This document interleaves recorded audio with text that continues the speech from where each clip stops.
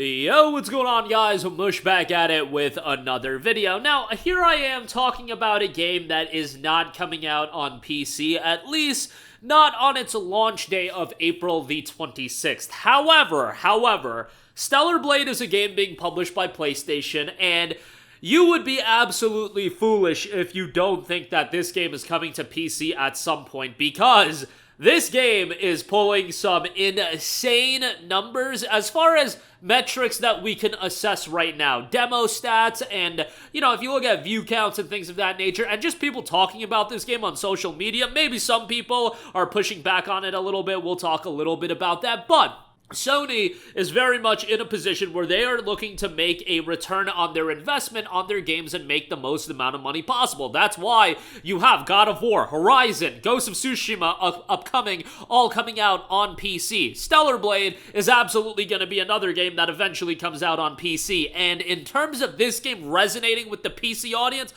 this game is going to be massive on PC. I want to talk a little bit about some of the numbers it's pulled. And obviously, when you look at Stellar Blade, there's gonna be some tomfoolery that goes on with the modding community. Let's be honest here. I know you guys are absolute fiends, and I think that'll ultimately that's not gonna make or break the game as far as its PC performance, but I do think it's going to be, let's be real, there's gonna be a lot of headlines when this game comes out on PC and some of the tomfoolery that people do as far as the modding scene. There's been a lot of tomfoolery with other games as well, so let's not pretend that Stellar Blade will be the first of this kind, but yeah, it's going to be pretty humorous to see that in action. But nevertheless, let's talk a little bit about how big this game is going to be. And I foresee it being a big release on PC when it does come out, maybe a year or two down the line.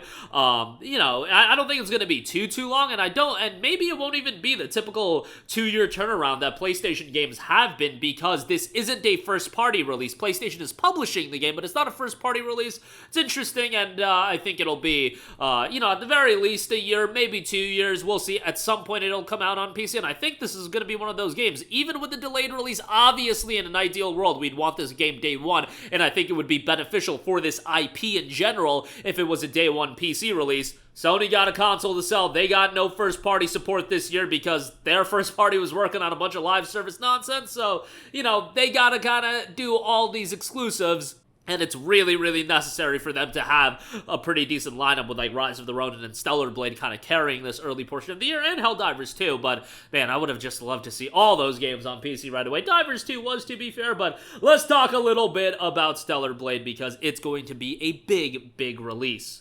Stellar Blade demo has hit 690,000 daily active players. This is coming from Ampere Analysis, and they have looked at the performance of the recently released Stellar Blade demo, and it looks like it's surpassing the demo of Final Fantasy VII Rebirth and doubling that as well. According to Ampere Analysis, the Stellar Blade demo launched on March 29th, peaked at 690,000 daily active users. This is much higher than the demo of FF7 Rebirth, which had a peak of 380,000 players. Since its global launch, Square Enix's RPG has increased its number of daily active players by 251% to 2.21 million. That's obviously with the release of the game. According to analyst projections, Stellar Blade could surpass 4 million daily active users after its release. However, Ampere noted that conversion rate could be lower because it's a brand new IP rather than an established franchise like Final Fantasy. And that's where I feel like a lot of people have to take this statistic as a very impressive statistic, peaking at damn near 700,000 daily active users for a brand new IP, incredibly impressive. However, Final Fantasy VII Rebirth, and I don't know if this was the case across the board, I did notice from my content there was a ton of people, and I myself found myself in this category, that I knew I was going to play Final Fantasy VII Rebirth. I knew that it was going to be a game that I was going to really enjoy.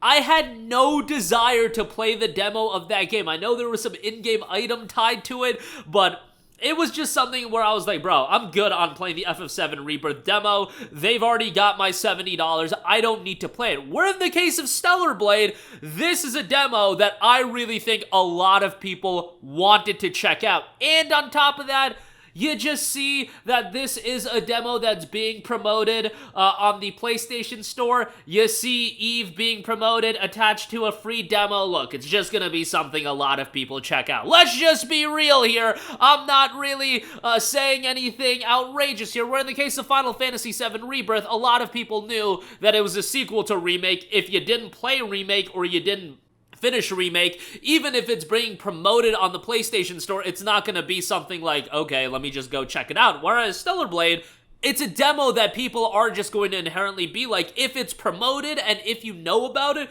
that you're going to be like, okay, let me check this out, where I don't think FF7 Rebirth was necessarily that. And I think the conversion rate of Stellar Blade might be a little bit lower, but I do expect that this game is going to absolutely crush it from a sales standpoint. And I am really curious. I am just curious. There has been a lot of pushback to some of the elements of Stellar Blade. I don't need to, define everything. You guys, I'm sure, have seen some of the articles and whatnot and some of the social media posts. I've certainly seen a very, very few amount of comments when it came to Stellar Blade and how they are portraying a female character as if this is something that is completely brand new, and it's something that the game should be looked down upon for, some nonsense like that. I am really curious how they're gonna feel if a brand new IP, which we've said it over and over again on this channel, what is one of the hardest things to do in gaming today? It is release a $70 title that is a new IP coming from a relatively unknown studio in the console market. I get it that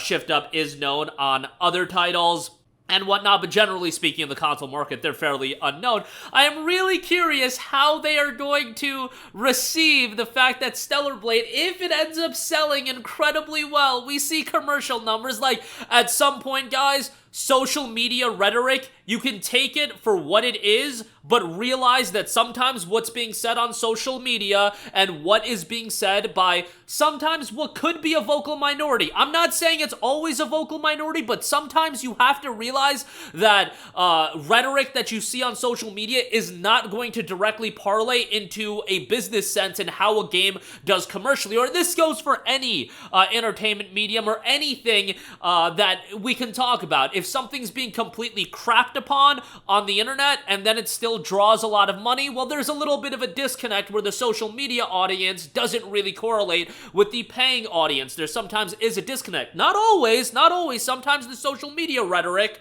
parlays right into what we get out of the video game as well, but it's a balancing act where you have to take the social media reception and people saying things on social media for what it is, but then also assess other metrics. And in the case of Stellar Blade, I think this game is going to do incredibly well for a new IP, for a game that's going to be released at $70 for a new IP from an unknown studio to the console market. All of the numbers that I'm seeing, based on social media attention and people being positive towards the game, I think that completely outweighs any sort of negativity that this game has. I just think the negativity sometimes is spotlighted a little bit more. I think this game is going to crush it from a sales standpoint. Again, with expectations being in line. Do I think it's going to do as well as God of War or Spider-Man 2? No, absolutely not. But for a new IP launching, I think this game is going to do exceedingly well. And I think Sony, whoever's involved, would be absolutely foolish to not parlay this into an IP that they are releasing sequels for, because you've got a W here. You've got a winning formula.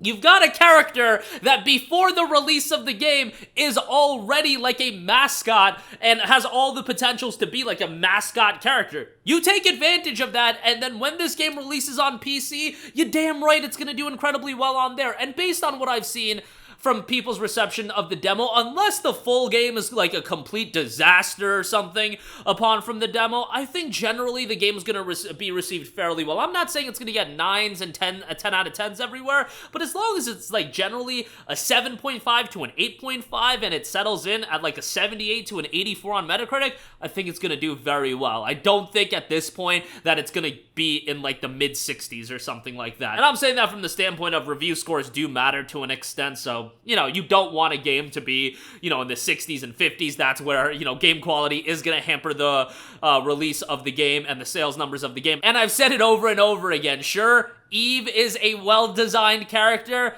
it all falls apart if the game isn't good. It helps from a promotional standpoint, absolutely. Nobody is thinking of it otherwise, but it ultimately has to be a pretty good game as well. But I think based on what we've played out of the demo, based on the general reception I can tell from the demo, and the fact that they are, sending out review copies and the embargo is lifting 2 days ahead of the game's release, they're not waiting till day of or anything like that, I think the game's going to be generally pretty well received. Maybe I am being a little bit too optimistic, but you guys know me. I am generally the most pessimistic person that you could find. I think of worst case scenario every single time, but with Stellar Blade, I do think this is going to be a good game, and I think it's going to do exceedingly well for a new IP at $70 from a relatively unknown studio, I should say, from a sales standpoint, and I do think they can parlay this into being a very successful IP. I don't know who has the rights to Stellar Blade. Sony is publishing the game, so Sony, I would definitely do what you can to get more of this, because if you have the foundational elements of a successful IP here, you build off that and you do a lot of good work. So we'll see how it ultimately turns out. Again, let me know if I'm being a little bit too optimistic, but I think this game's going to do really, really well, guys, and I think it's going to be a franchise that's going to be here to stay for a while. Sound off with all of your thoughts in the comments section down below. I might eat my words come April the 26th or April the 24th when the reviews come out, but we'll see. We'll see. I'm fairly confident. This is one that I'm fairly confident that it's going to do well from a sales standpoint, and it's going to do fairly well from a review standpoint. Review standpoint, you generally can't really predict that. Everybody's got their own opinions on video games, and honestly, with some of the reviews, I could see some people docking the score. I don't know. I don't want to go that far. Look, reviewers are going to do what they're going to do. I can't say that they're going to dock the score because of some nonsense. And that is going to do it for me. Again, I know most of you guys are not going to be picking up a PS5 on April the 26th just to play this game. If you're watching on this channel,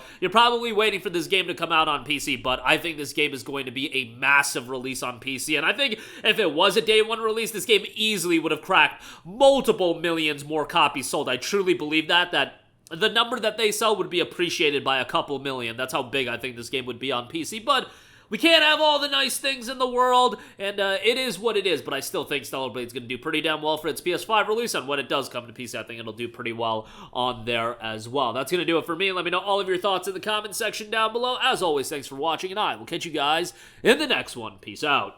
Hey, what's going on, guys? Mush here again. Hope you enjoyed the video. As you guys might know, YouTube's notification system is sometimes a little bit wonky, even if you're subscribed to the channel. Maybe you're not abundantly aware that I uploaded a video. To remedy that situation, make sure you hit the bell notification button. This way, whenever I upload a new video, and I try to upload as consistently as possible, you will be notified directly of the upload, and you can watch it as soon as it goes live. I would really appreciate it if you guys hit that button so you can stay up to date with all of the content I'm posting. But as always, guys, thanks for watching, and I'll catch you guys in the next one. Peace out.